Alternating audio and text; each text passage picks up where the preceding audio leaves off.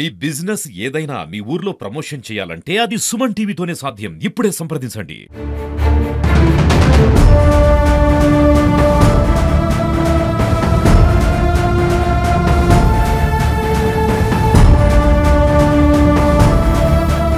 Welcome to Suman TV.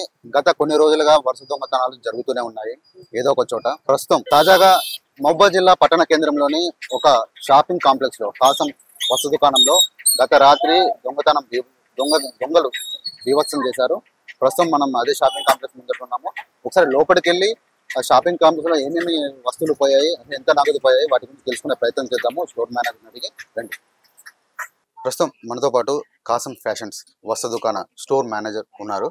వాళ్ళని అడిగి అసలు ఏం జరిగింది, నిన్నటి రోజు ఎలా దొంగతనం జరిగింది, అసలు ఎక్కడ జరిగింది, వాటి గురించి అడిగి తెలుసుకునే ప్రయత్నం చేద్దాం.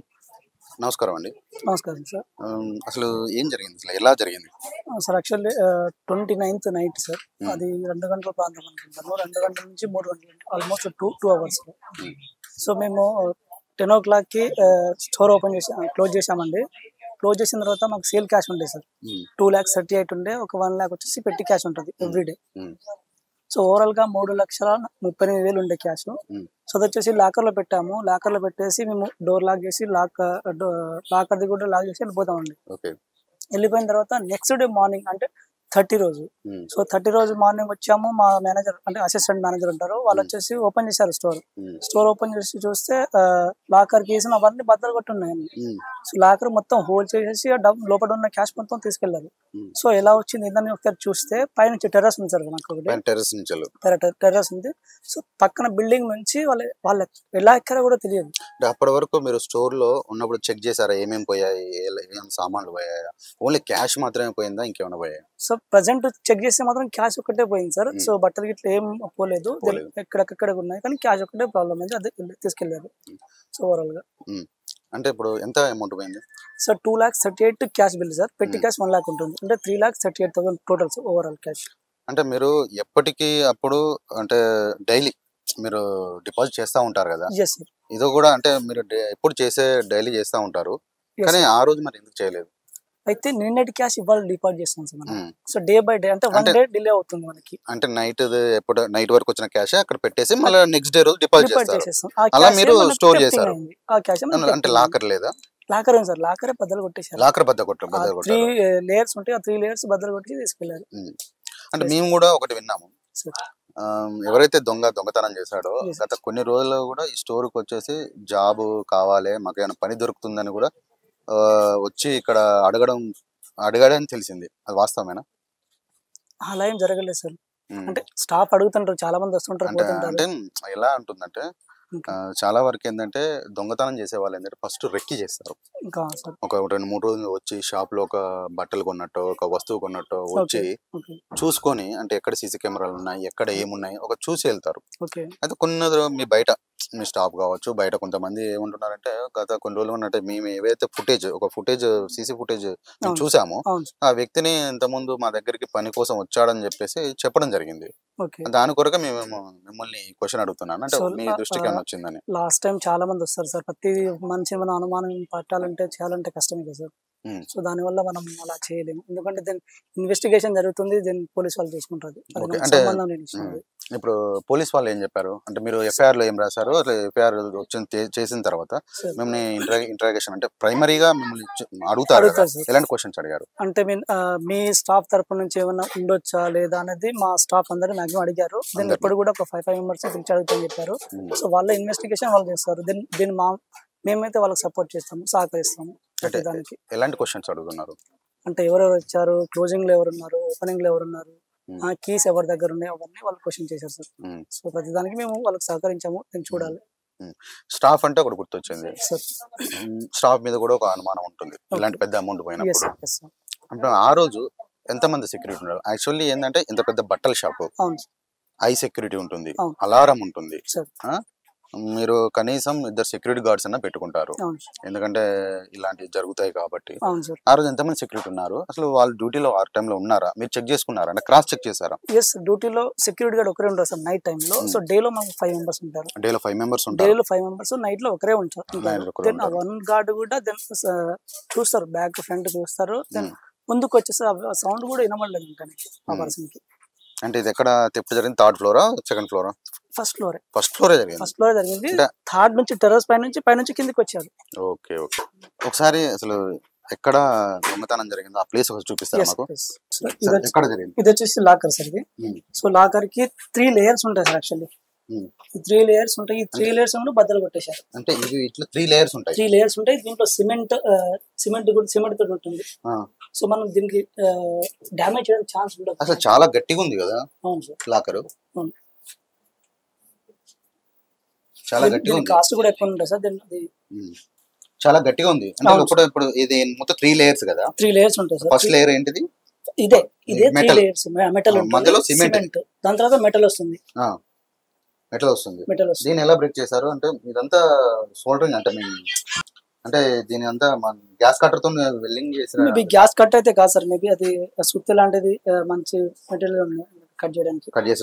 గ్యాస్ కట్టర్ అయితే కాదు. ఓకే. ఇంకా ఎక్కడ తెప్పు జరిగిందండి దీనిలో? ఎంత ఉండే? 2,38,000 క్యాష్ ఉంటుంది సార్. సో పెట్టి క్యాష్ 1 lakh ఉంటుంది. ఓవరాల్ గా 3,38,000 మొత్తం ఓవరాల్ క్యాష్ ఉంటుంది. మొత్తం సెక్యూరిటీ కూడా బాగానే ఉంది సార్. హార్డ్ డిస్క్ కూడా ఉండే సార్. యాక్చువల్లీ హార్డ్ డిస్క్ కూడా తీసుకెళ్ళాడు. హార్డ్ డిస్క్ తీసుకెళ్ళాడు. ఇక్కడ మాకు బయోమెట్రిక్ ఉంటుంది సైడ్ కి. సో ఆ బయోమెట్రిక్ కూడా తీసుకెళ్ళాడు. హార్డ్ డిస్క్ మొత్తం తీసుకెళ్ళేసి ఎక్కడో పడేసి ఎక్కడ ప్లేస్ చేశారు మీరు? ఈ 3 బాక్సెస్ నిన్న సెట్ చేయించాం. మళ్ళీ కొత్త చేయించాం. రీప్లేస్ చేసాము. ఇక్కడ హార్డ్ డిస్క్ ఉంటుంది. సీసీ కెమెరా మొత్తం ఎన్ని సీసీ కెమెరాలు ఉన్నాయి? 48 CC cameras sir. 48 CC camera. మొత్తం మానిటరింగ్ ఇక్కడ నుంచే? మొత్తం ఇక్కడ నుంచి ఉంటుంది. ఇక్కడ మానిటరింగ్. ఈ రూమ్ ఎగ్జాక్ట్ ఇదే రూమ్ అని వాళ్ళకు కూడా తెలవడం అనేది కూడా కొంచెం మేబీ అనుమానంగా ఉంటుంది. ఇంకా ఇక్కడ లాస్ట్ టైం మన డాక్స్ కార్డ్ కూడా వచ్చింది సార్. డాక్స్ కార్డ్ ఏం చెప్పారు? డాక్స్ కార్డ్ వాళ్ళు కూడా ఎంక్వైరీ చేస్తున్నాము. దీని బస్ స్టాండ్ సైడ్ అయితే వెళ్ళింది అంటే డాగ్ దీన్ని చూస్తాము అని చెప్పారు. ఫింగర్ ప్రింట్స్ వాళ్ళు కూడా వచ్చారు. ఇంకెక్కడెక్కడ ఫింగర్ ప్రింట్స్ తీసారు? అంటే ఎలా వచ్చారు? నెక్స్ట్ ఈ డోర్ కూడా సార్. ఈ డోర్ ఫస్ట్ ఈ డోర్ కొట్టేశారు. డోర్ బ్రేక్ చేశారు. ఈ డోర్ బ్రేక్ చేశారు. దాని తర్వాత బ్రేక్ చేశారు. నెక్స్ట్ ఇది అయిన తర్వాత వాళ్ళు ఇంత దూరం వచ్చి చూసే ఉంటారు. ఖచ్చితంగా ఈ రూమ్ లో ఉంటుంది పెడతారని చెప్పి. నెక్స్ట్ ఈ డోర్ ది కూడా డ్యామేజ్ చేశారు. డోర్ బ్లాక్ చేశారు. ఈ రూమ్ ఏంటంటే ఇది సర్వర్ రూమ్ సార్. సేఫ్ ఇది వచ్చేసి క్యాబిన్. Store manager cabin. ఇక్కడ ఇది బ్రేక్ చేశారు. ఇది కూడా అంటే ఫింగర్ ప్రింట్ వాళ్ళు వచ్చారు కదా చేసుకున్నారు. ఈ డోర్ ఒకటి బ్రేక్ చేశారు. దీంట్లో బ్రేక్ చేసేసి పెట్టి క్యాష్ తీసుకున్నారు. ఇక్కడ వచ్చేసి స్టాఫ్ అనేది బయోమెట్రిక్ ఉంటుంది సార్. అటెండెన్స్. ఓకే. ఇది బయోమెట్రిక్. అది మనం ఇది కూడా తీసుకుని వెళ్ళిపోయాడు. అంటే ఐరిస్ ఫింగర్ ప్రింట్ కాకుండా జస్ట్ ఐ తీసుకుంటుంది. అది కూడా తీసుకెళ్ళాడు. ఓకే. అసలు ఎక్కడి నుంచి ఎంటర్ అయ్యారు లోపలికి? పై నుంచి సార్. ఒకసారి పైకి వెళ్ళి చూద్దాం. అంటే ఇక్కడ నుంచి లోపలికి ఎంటర్ అయ్యారు. అవును సార్. ఇది టెర్రస్ సార్. ఇది 4th ఫ్లోర్. సో ఇక్కడ ఉండే సార్. ఇది డోర్. ఈ డోర్ కి ఇది అష్యూరింగ్ చేయించాము. నిన్న కొత్తగా చేయించారు. అంటే వాళ్ళు ఎంటర్ అయింది ఇక్కడ నుంచి. జస్ట్ ఈ కారణం నుంచి ఎంటర్ అయ్యారు. జస్ట్ ఈ బాక్స్ అంటే ఈ బాక్స్ దీని నుంచి ఒక్కరే మనిషి పడతారు అంతే. ఒకటే వచ్చారు కూడా. సీసీ అంటే పైన సైడ్ సారీ పైన బిల్డింగ్ సైడ్ కి పక్క బిల్డింగ్ నుంచి పైన వచ్చారు. సీసీ ఫుటేజ్ కూడా. దీని అంటే ఎలా కట్ చేశారు? మన ఇక్కడ యాంటీనా ఉంటుంది సార్. ఇక్కడ ఐరన్ ఇక్కడ ఐరన్ది యాంటీనా ఉంటుంది సార్. ఇక్కడ ఇది యాంటీనా. ఈ యాంటీనా ఇక్కడ ఉండే యాక్చువల్లీ.